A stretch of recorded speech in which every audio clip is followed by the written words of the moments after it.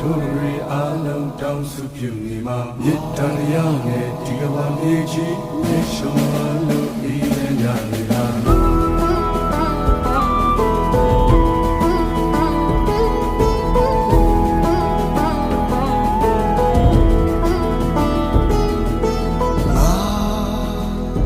ဆိုတဲ့လူများမမာနာထောင်လွားဝေဖွာခြင်းသေဆုံးခြင်းနဲ့ကြာကာလလေးတစ်ခုမှာညနွမ်းနဲ့စိတ်ဓာတ်များနဲ့ဆက်ရှင်သန်သွားရင်ဘယ်ဘုံလာမှာ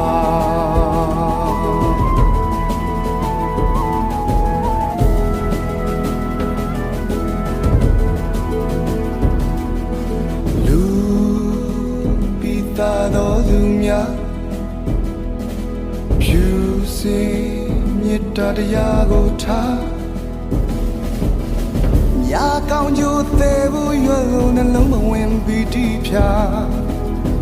မြင့်မြတ်တဲ့စိတ်ထားလေးများထားကြည့်ရစမ်းမှာသူကလေးပုံရောက်ရာလူဘဝဟာ